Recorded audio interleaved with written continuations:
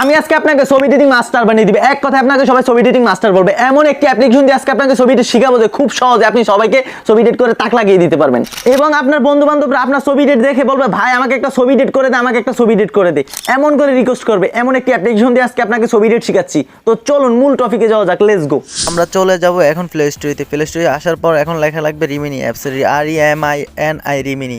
ঠিক আছে, রিমিনি লেখার সাথে সাথে অলরেডি দেখতে পারতেছেন রিমিনি লেখাটি চলে আসছে। আমরা রিমিনি লেখার উপর ক্লিক করে দেওয়ার সাথে সাথে অ্যাপসটি চলে আসবে। যেহেতু আমার আগে থেকে অ্যাপসটি নামানো আছে, তো আমি এখন অ্যাপসটির ভিতরে প্রবেশ করব। আপনারাও অ্যাপসটি নামিয়ে নেবেন। আপনাদেরকে বলে রাখি অ্যাপসটি সবাই কম বেশ চিনেন এবং অনেকে এডিট করেন, বাট ফুলভাবে ঠিকঠাক আপনারা এডিট করতে পারেন না, সে কারণে ব্যর্থ। আসলে এখানে অনেক অপশন আছে, তো আমরা এখন রিমিনি অ্যাপসের ভিতরে চলে যাব।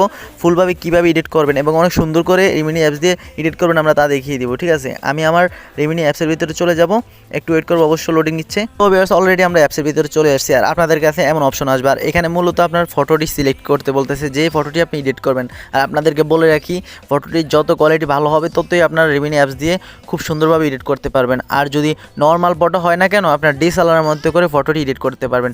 আমি আমার ফটোটি অবশ্য সিলেক্ট করে নিয়েছি, আপনি আপনার ফটোটি সিলেক্ট করে নেবেন। ফটোটি সিলেক্ট করে নেওয়ার শেষে এখানে দুইটি অপশন আসবে, অবশ্যই উপর অপশনটি আমরা ক্লিক করে দেবো। ব্যাস আমাদের এটা লোডিং নিচ্ছে। আর আপনাদেরকে বলে রাখি প্রত্যেকটা ক্লিকে আপনার অ্যাড আসবে। মূলত আপনার এই রিমিনি অ্যাপসটা ইউজ করতে অ্যাড বেশি আসে, তো অ্যাডটা আপনারা স্কিপ করে নেবেন, মানে হলো ক্রস করে নেবেন। কারণ ভাই একটু ওয়েট করতে হবে, এটা প্রো না রিমিনি প্রো হলে তাহলে একটা কথা ছিল।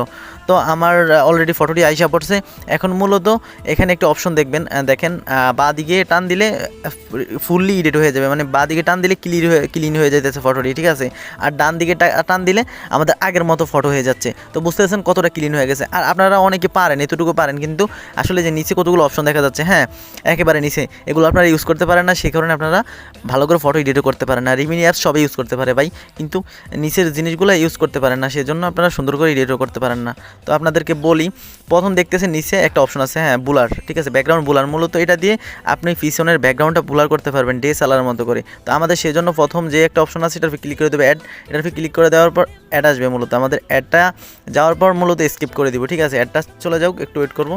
তো ভিউয়ার্স আমাদের অলরেডি অ্যাডটি চলে গেছে, এখন আমাদের ফটোটি চলে আসবে। ফটোটি চলে আসার পর মূলত এখানে তিনটি অপশন আসবে। ঠিক আছে, দেখতে পারতেছেন আমাদের একেবারে ডান পাশে একেবারে লাস্টে, হ্যাঁ হাই কোয়ালিটি। মূলত এটা দিয়ে আপনার ডিএসএলআরের মতো, ফুল ডিএসএলআরের মতো যত বুলার আছে এটা দিয়ে আপনি করতে পারবেন। তো আমি এটার উপরে ক্লিক করে দিব। মূলত ক্লিক করে দেওয়ার সাথে সাথে অ্যাড আসবে, অবশ্য অ্যাডটি অবশ্যই স্কিপ করে নিতে হবে। হ্যাঁ, অ্যাডটি চলে যাওয়ার পর বন্ধুরা অলরেডি আমাদের দেখতে পারতেছেন পিছনে পুরা ডিএসএলআরের মতো।